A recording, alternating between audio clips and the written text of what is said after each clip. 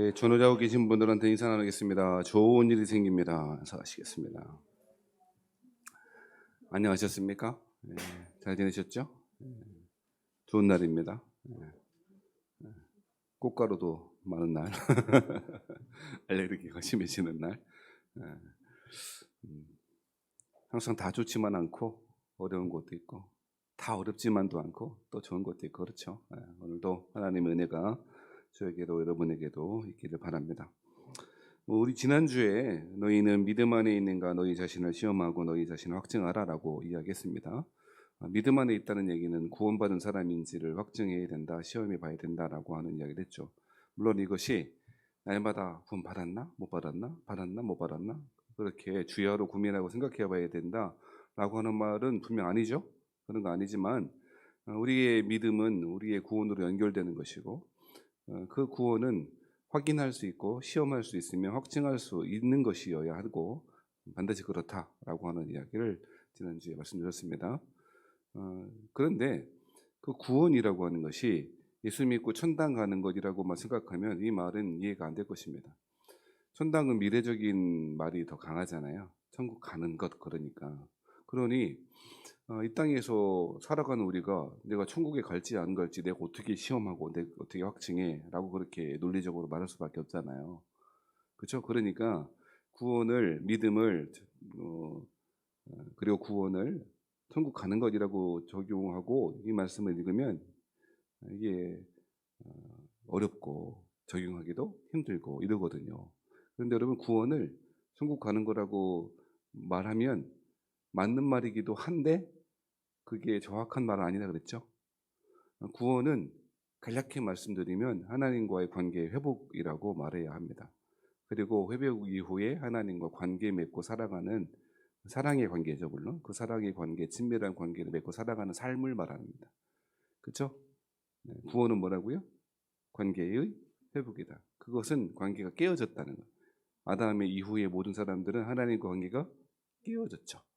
그 깨어진 관계가 그리스도 예수를 믿음으로 회복되어지는 것, 그것이 구원이고 그것이 구원의 출발일 것이며 그 이후로 하나님과 그 친밀한 관계, 사랑의 관계를 맺으며 살아가는 삶이 구원이라고 해야 된다는 거예요. 그 결과로서 우리가 몸이 부활할 것이니 장소적인 천국도 분명히 있어야겠죠. 우리 몸이 부활한다 그랬잖아요. 나는 저주받은 몸 필요 없어. 그렇게 하면 안 돼요. 우리 몸은 하나님의 창조 계획 속에 있으므로 몸도 부활할 것이에요. 그러므로 몸이 부활할 것이므로 몸이라고 하는 물리적인 지체는 물리적인 공간에 필요할 것이므로 장소적인 천국이 분명히 있다라고 말해야 할 것이고 그렇다면 지옥도 물리적인 공간일 것이다라고 그렇게 유추해 볼 수 있는 것이죠. 아무튼 우리 구원은 하나님과의 깨어진 관계 회복이고 그리고 그 이후에 관계 맺고 살아가는 삶이 구원이라면 그 구원을 확증할 수 있는 것이 되고 시험할 수 있는 것이 되겠죠. 다시 구원이 천국 가는 것이라고 하면 우리 어떻게 알아요? 갈지 안 갈지. 그렇잖아요. 우리 나 달나라 가고 싶은데 달나라 갈지 안 갈지 갈 수는 있겠습니다만 내가 갈 수 있을지 모르는 것처럼 구원이 단지 미래적인 일이라면 우리는 확증하고 시험해 볼 수 없을 것입니다. 하지만 구원은 그런 것이 아니고 그리스도 예수를 통하여 하나님과의 깨어진 관계가 회복되었고 과거에 그리고 회복되고 있으며 회복될 것에 대한 그리고 하나님과 그 친밀한 관계를 맺고 가는 삶이 구원이므로 그 구원을 시험하고 확증할 수 있겠죠. 그러므로 구원을 그런 식으로 말하고 정의한다면 구원은 하나님과의 관계 맺고 살아가는 삶이 있는가라고 그렇게 물어보면 확증할 수가 있겠죠. 어려운 얘기 하는 거 아닌데 처음 하는 것도 아니고 다시 구원은 하나님과 관계 맺고 살아가는 삶이라 그랬잖아요. 관계 회복이라 그랬잖아요. 그러니까 시험할 수 있고 확증할 수 있다는 거죠. 그렇죠? 그래서 사도 바울은 그렇게 이야기하는 거예요. 너희는 믿음 안에 있는가? 너희 자신을 시험하고 너희 자신을 확증하라라고 하는 거예요. 그러면 어떻게 시험하고 어떻게 확증할 수 있을까요? 그것을 내 마음에 일어나는 어떤 일, 내 마음속에 혹은 이성적인 확신이나 신뢰라고만 말해서는 곤란하다는 거죠. 구원은 하나님과 관계 맺고 살아가는 삶이라 그랬는데 저 사람하고 나는 아무 관계 없는데 나는 저 사람하고 상상 속에서 막 살아가. 그걸 어떻게 관계 맺고 살아가는 삶이라고 그랬어요. 그렇죠? 여러분 BTS 아세요? 알죠? 모르세요? BTS가 뭐요? 먹는 거요? 그런지는 모르겠습니다만 BTS는 여러분 BTS 다 알죠? 7명 멤버도 다 알고요. 뭐 얼마나 뭐 근데 문제는 BTS는 여러분 알아요, 몰라요? 그게 문제죠. 그게 문제라니까요. 그러면 BTS와 여러분은 관계가 있어요, 없어요? 성경적인 관계, 성경적인 면에서 관계. 아니, 한 번이라도 보기를 했어. 손이라도 잡아봤어. 아무 상관없다니까요. 그냥 내 생각 속에, 내 감정 속에 머무르는 거죠. 그러니까 구원을 하나님과의 관계 회복 내지는 관계 맺고 살아가는 삶이라고 정의한다면, 그런 식으로 정의하는 것이 맞다면 구원 확증할 수 있는 것일 텐데, 그것은 내 머릿속에서 일어난 어떤 현상이나 감정으로만 이야기하면 안 되겠네요. 그렇죠. 그래서 여러분 그런 말 많이 했지 않습니까? 당신 구원 받으셨어요? 물어보면 구원 받았죠? 왜 어떻게 구원 받으셨는데요? 그리스도를 믿어서요. 맞는 말이긴 한데 그 믿음이 구원의 확신을 주는 것일 수는 있겠습니다만 구원의 근거가 되는 건 아니잖아요. 우리 목사님 또 어려운 말 하네. 무슨 얘기냐면 내가 어떤 사실을 믿는다고 해서 그것이 실제로 존재하는 거는 아니죠. 그렇잖아요. 우리 우재성 권찰님은 외계인이 있다고 믿으십니까? 못 들었죠. 외계인이 있다고 믿어요? 안 믿는데요. 그러면 외계인의 존재 여부는 존재하는지 존재하지 않는 여부는 우주성 권찰님이 믿고 안 믿고에 따라서 달라지는 건가요? 아니죠. 그러니까 여러분이요, 내가 당신이 구원받은 근거가 뭐예요? 믿는다니까요. 믿는다니까, 믿음이 있다니까라고 하는 말이 성경에서 믿음으로 구원받는다라고 하는 것을 뜻하는 것이면 좋겠는데 그게 아니고 자기 확신이나 자기 신념일 때가 되게 많다고요. 나의 확신은 그것이 실제로 이어지지 않는 경우도 되게 많잖아요. 그러므로 성경이 말하는 구원은 믿음으로 얻는다는 구원은 그런 식으로 신념이나 확신을 뛰어넘는 것이겠죠. 당연히. 어려운 말은 아닌데 내가 믿는다고 해서 실제로 존재한다는 것은 아닌 것처럼 내 그리스도를 믿어요. 믿는다니까.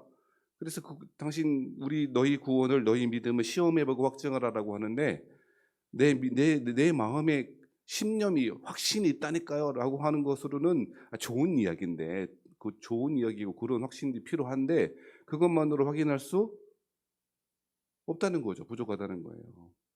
이해되시죠? 뿐만 아니라 어떤 사람들은 내가 그리스도께서 십자가에 죽으시고 그 역사적 사실을 믿고 그리고 그리스도께서 부활하신 것을 역사적 사실을 받아들이고 있고 다 알고 있다고 라고 그렇게 구원의 확신 자신이 구원받은 것을 확정하려고 하고 주장하는 분들이 있더라고요.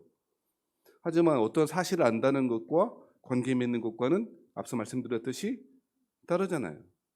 잘한다니까요. 저는요. 전 트와이스 좋아하거든요. 트와이스가 뭔데 오늘요. 그렇지만 문제는 트와이스는 저를 알아요 몰라요? 모른다니까요. 그 멤버들 이름은 지금은 까먹었는데 옛날에 다 알았고요. 좋아요. 문제는 무엇이냐면 그 어떠한 사실을 안다는 것, 정보를 안다는 것, 그것이 실제 역사적 사실이고 얼마나 확실한지를 내가 확신하고 알고 있다고 해서 그 지식이 구원을 향하여 관계 맺는 것은 아닐 수 있다는 것이죠. 그러니 왜 이런 말을 드리고 있냐면 사도 바울이 지금 고린도 교회를 향하여 너희 믿음이 있는가 확신에 시험하고 확증하라라고 하는 말은 굉장히 중요한 문제일 수 있다는 거예요. 왜 그러냐면 사람들이 착각하기 때문에 그래요. 어떻게 착각하냐? 당신 구원받았어요? 구원받았죠? 어떻게 해요? 믿음으로 믿었다니까? 근데 그 믿음이 뭔데요? 믿는 거라니까. 믿는 게 믿는 거지라고 식으로 말하면 안 된다니까. 부족하다니까요. 부족한 게 아니고 상당히 애로사항이 많을걸요. 왜냐하면 내 신념이 구원의 근거는 아니니까요. 내가 무엇을 믿는다는 것이 누군가와 하나님과의 관계 맺는 것으로 이어지지 않을 수도 있기 때문에 그렇다니까요. 뿐만 아니라 지식이 어떤 사실을 깨달았다라고 하는 것이 반드시 구원으로 이어지지 않을 수도 있는 거거든요. 그 영지주의자들의 구원이라니까요. 불교식의 구원이라니까요. 불교는 모든 것이 고통이고 그 윤회의 억겁의 세월을 끊어내는 깨달음이 곧 그 해탈하는 것이라고 그것이 불교의 구원관이거든요. 그렇죠. 그렇거든요. 잘 모르지만 그렇대요. 저도 뭐 잘 알겠습니까? 그러니까 깨달음이 구원이라고 하고 말하는 식은 불교의 구원관이고 또 뿐만 아니라 초기의 이단이었던 영지주의자들의 구원관이었다니까요. 자신들만 특별한 영적인 지식이 있고 그 지식을 알아야 구원받는다라고 하는 그것이 초기 교회 이단들의 모습이었고요. 그것이 현대판으로 나온 게 구원파의 이단들이 모습들이라니까요. 구원파는 사실을 깨달을 때 구원받는다고 말해요. 자기네 그러니까 그렇게 해서 자기네 교회에 와서 복음을 들어야 깨달아야 구원받는다고 가르치거든요. 하지만 여러분 계속 설명드리지만 지식은 구원에 있어서 중요한 요소이죠.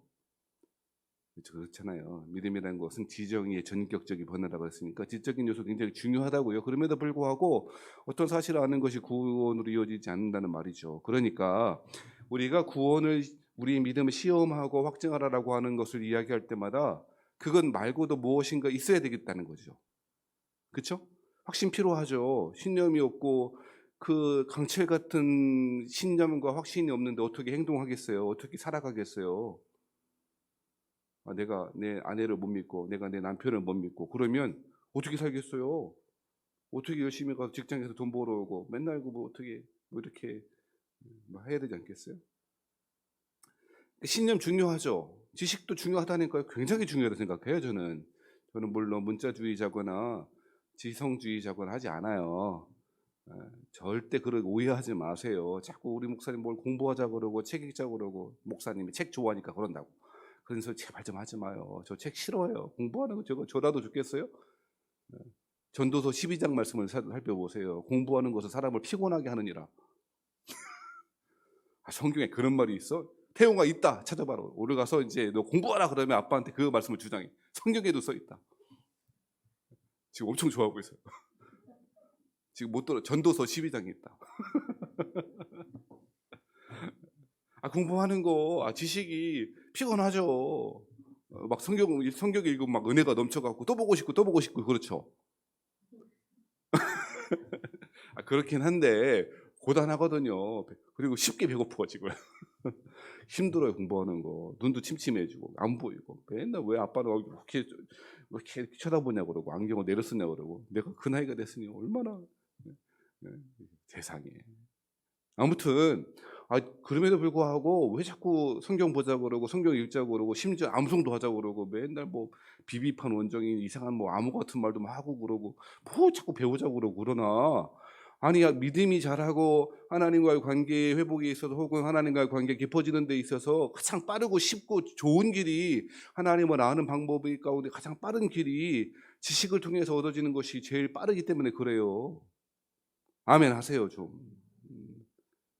그냥 겪어봐야 돼서 나는 겪어봐서 하나님을 알고 싶다. 그 생각들 하들 마세요. 그렇게 나는 꼭 광야에 40년을 가봐야 알겠어. 그러지 마세요. 지난 수요일날에 말씀드렸잖아요. 광야 40년 동안 뺑뺑이 돈 사람도 있고요. 일주일 만에 가는 사람도 있다고요. 가나안 땅에. 왜 그걸 40년을 가자고 그렇게 하나님이 시험 당할 때 피할 길을 주신다고 그랬는데 어디 피할 길을 주시나 시험을 한번 당해봐야 되겠다. 그러지 말라고요. 그러지 마시라고. 그냥 원래 사람은 마주해야 정신 차려. 난 마주봐야 되겠어. 그러지 마시라고요. 뭘 그냥 정신 차리면 안 돼요?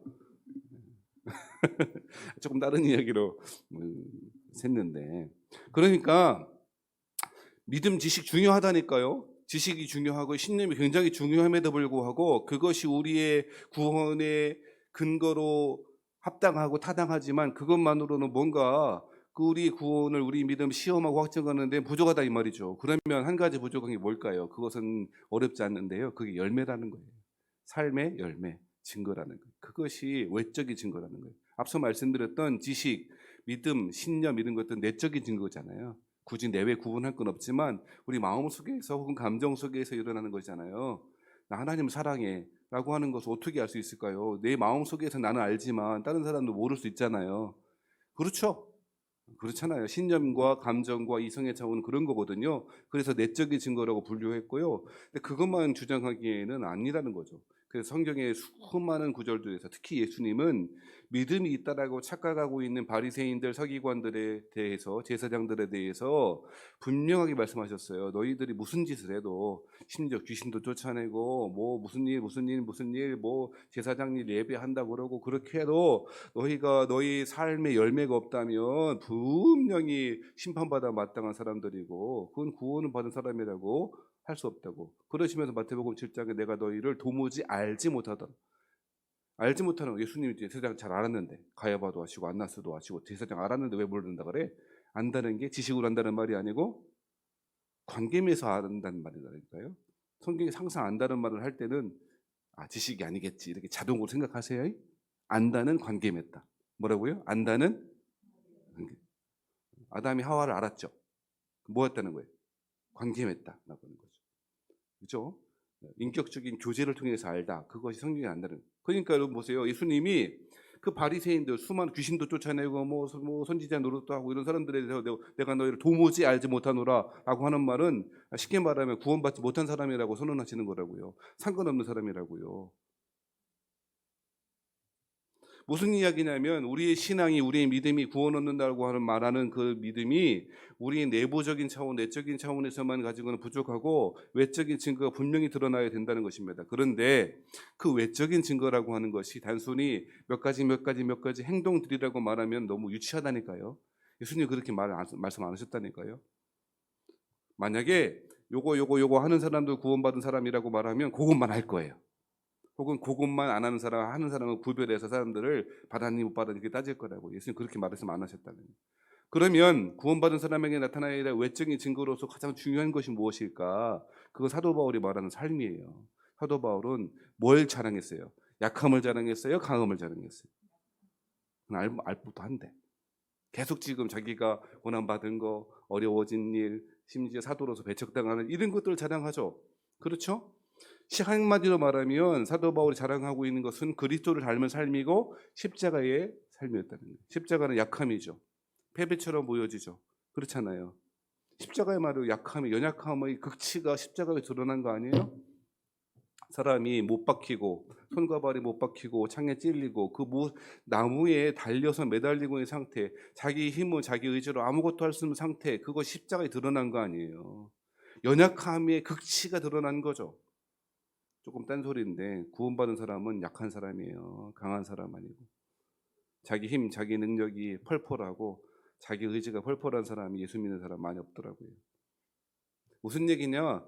사도 바울이 자랑하는 삶은 십자가의 삶이라는 거죠. 즉 내가 내 자아가 죽은 삶, 오직 내 안에 그리스도께서 사시는 그 십자가의 삶이야말로, 그리고 그 십자가의 삶을 통해서 나의 약함마저도 자랑할 수 있는 자기중심적인 삶이 아닌 그리스도를 자랑하고 사는 삶, 그것이야말로 구원받은 사람들의 열매이어야 할 거라고 말하는 거예요.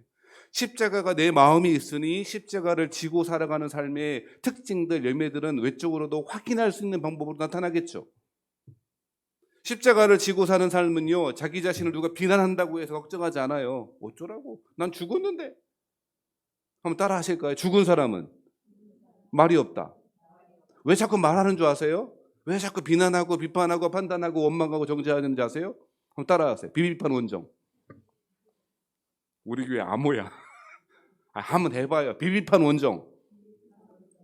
따라하세요. 난 오늘부터 비난하고 비판하고 판단하고 원망하고 정죄하지 않겠습니다. 이 5가지를 외우라니까 못 외워가지고 제가 암호를 땄다니까. 비비판 원정. 급하면 아침에 한 번씩, 저녁에 한 번씩 하세요. 나가실 때. 급하면 그냥 하나님 아시죠? 비비판 원정 이렇게. 아니 왜 비난하고 비판하고 판단하고 원망하고 정죄하고 말해야 되고 왜 자꾸 내가 풀어야 되고 왜 그런 줄 아세요? 내가 안 죽었으니까 그렇다니까요. 죽은 사람이 무슨 말을 해요. 사도 바울이 그런 모욕을 겪으면서도 이야기 안 했다고요. 지금 이야기하는 게 그 거짓 교사들이 자신을 공격했기 때문에 편지 쓰는 게 아니다 그랬잖아요. 그렇죠? 뭐 때문에 그렇지? 그 거짓 교사들의 가짜말 속임수에 금방 쉽게도 속아가. 그래서 하나님의 말씀에서 멀리 떨어져 가고 있는 고인들을 향한 안타까움 때문에 이야기하는 거잖아요. 그러니까 사도 바울은 자기 자신 어찌해도 상관없었다니까요. 우리는 조금만 건드리고 내 마음을 건드리고 감정을 건드리며 그냥 폭발하죠. 네가 감히 나한테, 네가 나를 뭘 한다고. 그러니까 여러분, 비난하고 비판하고 판단하고 원망하고 정죄하는 삶은 여전히 자기중심적인 삶이 남아있다는 증거라니까. 반대로 이야기하면 비난하고 비판하고 판단하고 원망하고 정죄하지 않고 오히려 모욕당하고 수치를 당하고 십자가 짐 같은 고생길이지만 그 길을 감사함으로 기쁨으로 짊어지고 가는 사람이야말로 구원받은 사람이라고 말할 수 있다는 거예요. 즉 자기중심적인 삶이나 나중심적인, 똑같은 말이구나. 자기중심적인 자기중심적인 삶이냐 하나님 중심적인 삶이냐 어렵게 말하지 말고 십자가 짐 같은 고생길을 기쁜 마음으로 가고 있는가 없는가, 그거 보면 알 수 있다는 거예요. 그것이 삶의 중심에 있는 사람은요 당연히 열매로 나타난다니까요. 그리스도를 믿고 십자가를 지고 하는 사람이 어떻게 비난합니까? 비판합니까? 판단합니까? 원망합니까? 정죄합니까? 문제는요, 자기 자신이 그렇게 비난하고 비판하고 판단하고, 아이고 나도 바쁘니까 나도 다 줄여서 비비판 원정을 하면서도요, 뭐라고 하는 줄 아세요? 나는 비난하는 게 아니래요, 비판하는 게 아니래요, 판단하는 게 아니래요. 그러면서 뭐라고 하는 줄 아세요? 나는 말은 똑바로야. 나는 옳은 말만 해, 바른 말만 해. 틀린 말은 아니야. 틀린 말 누가 틀린 말이라 그랬나? 여러분이 그리스도인은 바른 말 하는 사람이 되지 말고요, 덕 있는 말 하는 사람이 되시길 바랍니다. 교회를 세우는 말을 해야 되고요, 신자를 세우는 말을 해야지. 바른 말이 뭐가 중요해요? 바른 말은요 상황에 따라 달리고요, 윤리에 따라 달라요. 그렇잖아요. 아브라함도 처벌 뒀으니까 우리도 처벌 줄까요? 되게 좋아하는 거 아니죠? 무슨 얘기냐면 옳고 그름은, 판단의 영역은 진리의 영역과 좀 다를 수 있거든요. 상황에 따라 윤리라고 하는 것은, 도덕적인 윤리라고 하는 것은 바뀌어지거든요. 그렇잖아요. 그러니까 내가 생각할 게 옳아라고 하는 것이 다른 사람에게 반드시 옳지 않다는 거예요. 그러니까 비난하고 함부로 이것이 옳으니까 난 바른 말이요, 틀린 말은 아니야. 입이 말은 삐뚤어져서, 입은 삐뚤어졌어도 말은 바로 해야지. 그게 잘못된다니까. 그게 잘못된 말이라니까요. 어디 교회에서 바른 말 하라 그랬어요? 이 얘기는 목사님 잘못해서 비판하니, 그 얘기가 아니고요. 그런 척 말하지 않아요. 언제든지 저한테 불만 있거나 말씀하세요. 받아들일 자세도 있고 힘들겠지만. 그 말이 아니고요. 바른 말을 일절하지 마, 선지자의 사명 감당하지 마, 세상을 그런 얘기 하는 것이 아니고요.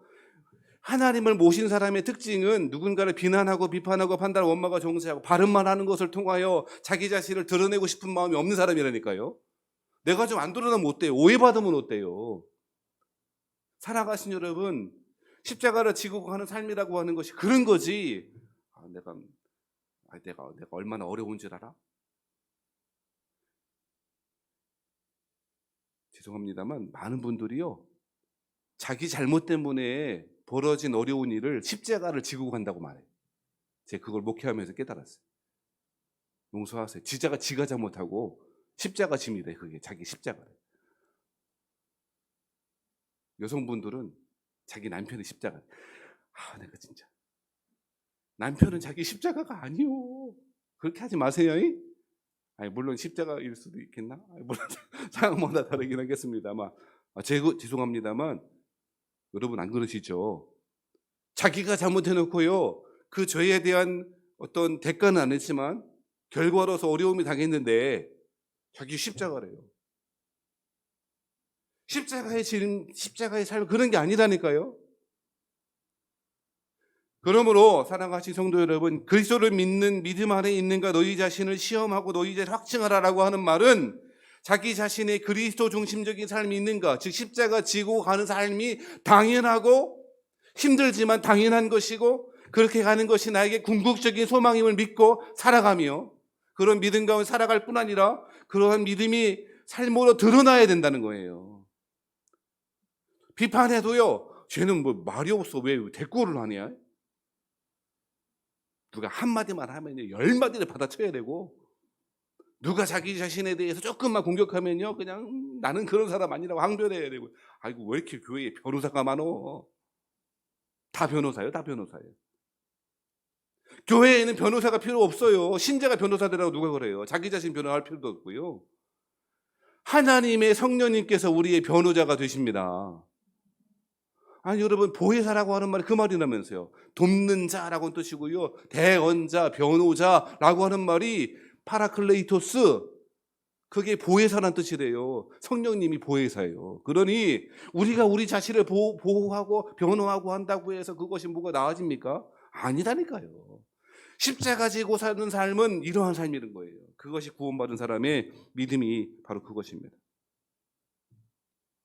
살아가신 여러분, 누구나 당신이 자기 자신이 구원을 받았는지 받지 못했는지, 믿음 안에 있는지 믿음 안에 있지 않은지를 물어보는 것을 싫어하고 두려워해요. 사람들은 원래 자기 자신의 내면의 모습을 들어보는 걸 싫어해요. 마치 정도의 차이는 있겠습니다만, 어느 날 퇴근해서 집에 왔는데 아내가 이렇게 이야기합니다. 여보, 우리 대화 좀 해. 그러면 남편 그때 긴장해요. 그러면 막 생각해. 내가 뭐 잘못한 게 없나? 혹시 내가 놓치고 있나? 결혼기념일이 지나갔나? 아내의 생일이 지나갔나? 별 오만 가지 생각을 들고, 그러면 얘기 좀 해. 그러면 어떤 분들은 막 실토해. 사실은 자기는 원래 아내는 그런 말 하고 싶지 않았는데 막 그런 실토하고 못해요. 재밌는 일을 벌어져요. 그래서 여러분요, 사랑하시는 우리 여자 교우 여러분, 지금 우리 맘 잡고 얘기 좀 해봐. 얘기 좀 해보자. 그런 말 하지 마세요. 그럼 더 얘기 안 해. 아멘도 안 하고 뭐 그거는 목사님이나 집이나 그러지.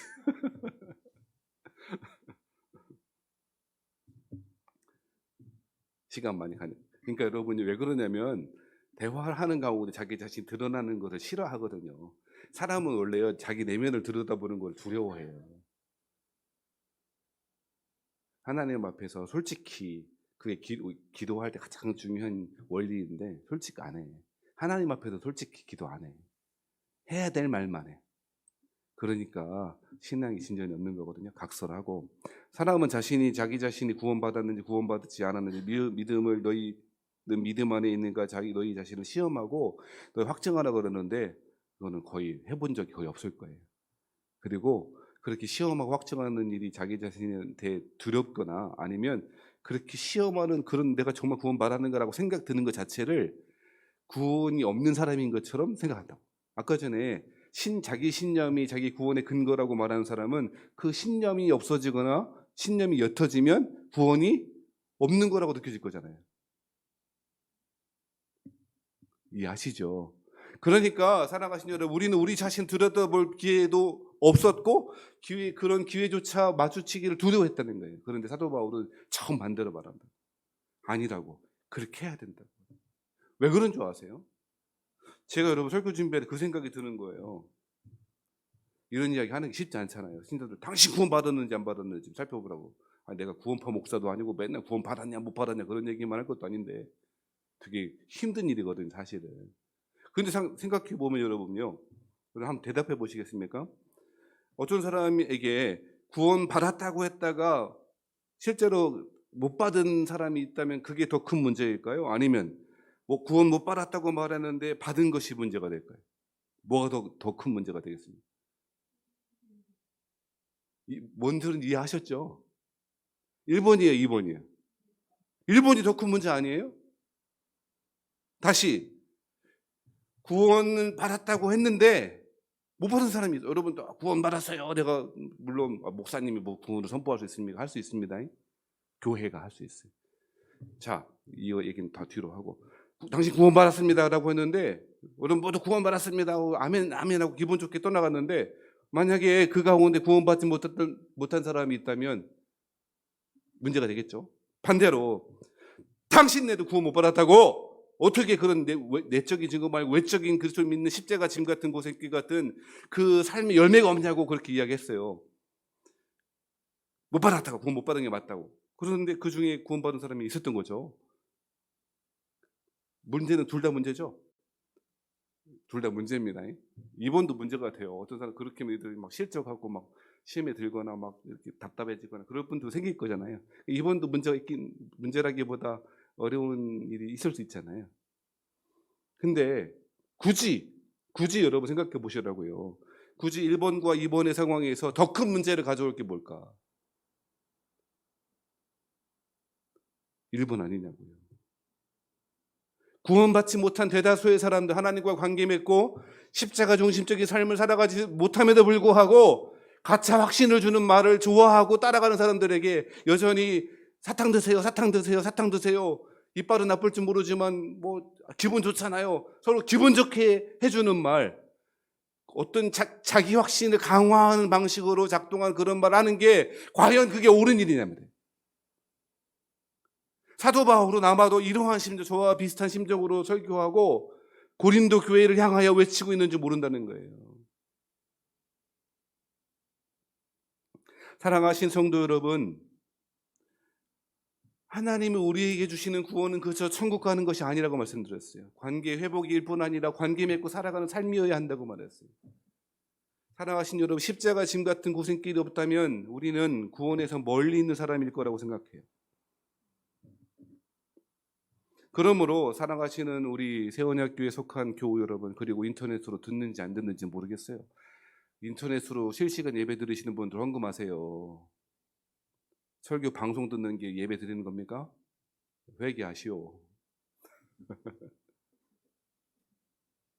설교 청취가 예배는 아니잖아요. 그죠? 부득이한 사정으로 예배를 못 들으시면 집에서라도 헌금하고 자세를 바르게 하고, 여기 나와서 예배 드리는 것보다 실시간으로 예배 드리는 게 훨씬 더 어려운 일인 거예요. 각설하고, 그리스도를 믿는 것이 그런 것이라면, 확증하고 시험하는 것이 필요하다고 말한다면 왜 그렇게 말할까요?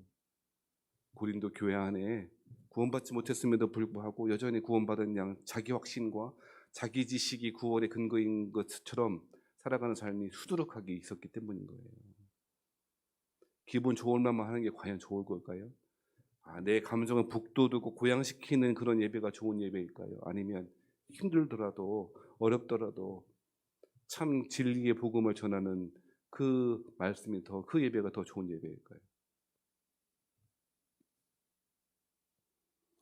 사랑하신 성도 여러분, 이것이 힘든 일인 줄 알지만 하나님이 주시는 말씀인 줄 알고 아멘으로 화답하시고 마음에 새겨가시는 저와 여러분 되시기를 주의 이름으로 축복합니다.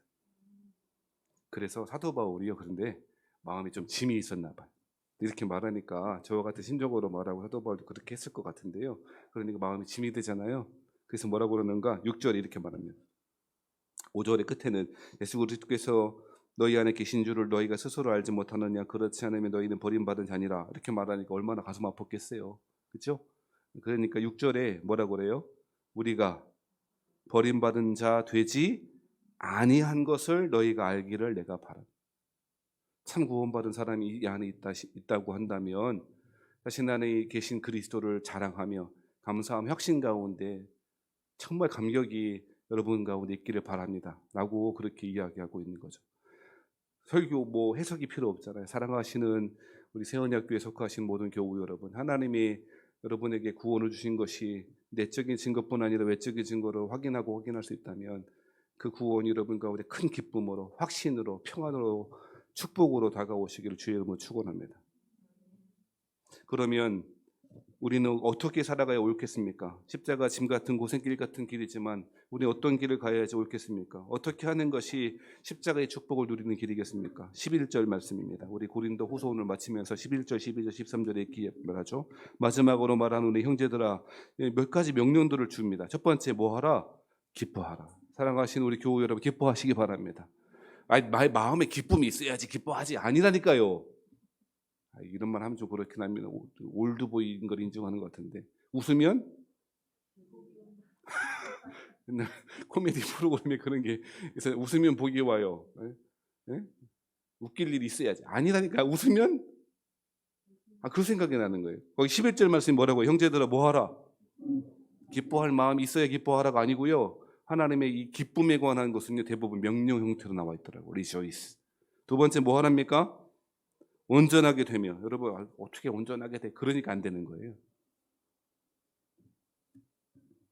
여기서 온전하게 되라라고 하는 말은 하나님과 사람 사이의 관계를 회복하라라고 뜻이래요. 관계 회복. 그렇죠? 그 다음에 세 번째로 뭐 하랍니까? 위로를 받으며. 위로를 받는 것뿐 아니라 위로를 받으라라고 하는 말은 반대로 위로하라라고. 신자들 사이에 필요한 것, 십자가 짐 같은 길을 가는 교우들 사이에 필요한 하나님 축복을 가져오는 세 번째 명령은 위로하라라고 하는 것입니다. 네 번째 무엇입니까? 마음을 같이 하는 것입니다. 한 길 보는 것입니다. 믿음의 주요 온전하게 하신 이인 예수를 바라보는 것입니다. 그것이 마음을 같이 하는 것입니다. 어떻게 목사님 사람 마음이 다 같아요? 당연하죠. 한 가지 일에 대해서 주제에 대해 수만 가지 수십 가지 생각이 있죠. 그 말 하는 것이 아니고요. 믿음의 주요 온전하게 하신 이인 예수를 바라보는 것. 그것이 마음을 같이 하는 거예요. 마지막으로 뭐 할지어다. 여러분 이건 평안할지어다 그러니까 샬롬이란 말일 텐데 샬롬은 하나님과 관계에서 오는 샬롬이라 그랬잖아요. 근데 평안해야지 이렇게 받아들이면 안 돼요. 이 말이 평안할지어다라고 하는 말이 그냥 축복을 그냥 복 많이 받으세요 이런 정도 인사말이 아니고요. 적극적이고 능동적으로 하나님의 샬롬이 임하게 하라라고 하는 뜻이래요. 다시 그냥 오얏나무 아래에서 뭐 떨어지기를 기다려 봐야 되겠다. 감나무 밑에서 익은 홍시감 떨어질 대로 입 벌리고 있어야 되겠다. 그 말이 아니고요. 평안할지어다라고 하는 말은 하나님만이 주시는 샬롬을 내 마음에, 가정에, 우리의 삶의 터전에 적극적이고 능동적으로 임하게 하라는 거예요. 아멘입니까? 이것이 무엇으로 이어지는가? 마지막에 13절에 이러한 삶을 살아갈 때에 13절 말씀에 우리 같이 읽어보죠. 시작.